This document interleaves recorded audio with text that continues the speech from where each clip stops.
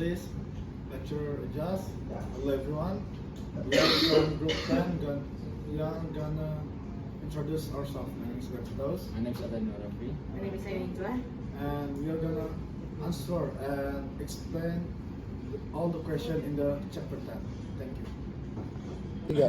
According to Directorate General of Immigration 2020 under 2024, in Indonesian context, several critical areas require fundamental reform to make the immigration system fairer and more effective.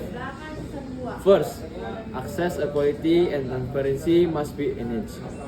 Complex, unable procedures and unclear regulation often create barriers, especially for vulnerable migrant groups.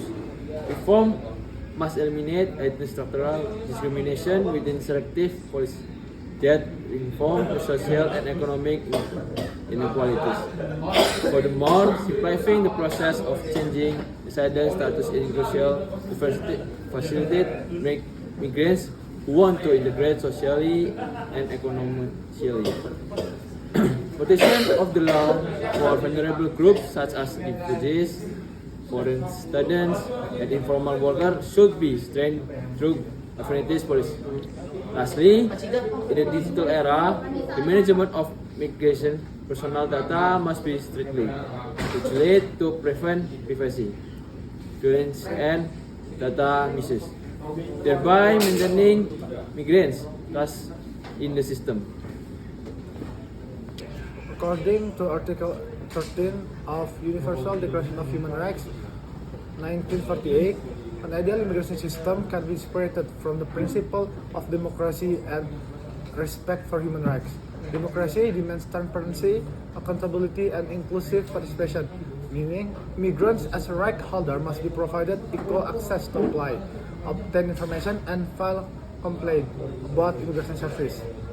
From a human rights perspective, the state must protect the right of life, freedom of movement, and prevent discrimination against all individuals without exclusion. Therefore, good immigration policies must balance national sovereignty with the protection of migrants' fundamental rights. The system should be encourage human treatment, positioning migrants not merely as a subject of control, but as a member of society entitled to fair and dignified treatment.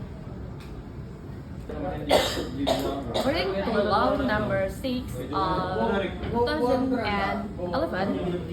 the immigration system is more than just a series of administrative rules and regulate the movement of people entering and leaving the country. It is a complex mechanism and reflects how a nation developed its national identity while safeguarding its security and sovereignty. Within this system, the state has established legal and social barriers to determine who is deemed eligible to reside and contribute to society. It introduces legal, political, social, and humanity aspects into the dynamic law. It is not only about development and residence permit, but about political identity, social involvement, and the control of human mobility in increasing globalizing world. According to Bappenas 2023, Indonesia has a great potential to become an inclusive global migration destination. Its strategic geographical position, rapid economic growth, and young population make it an attractive place for international migrants.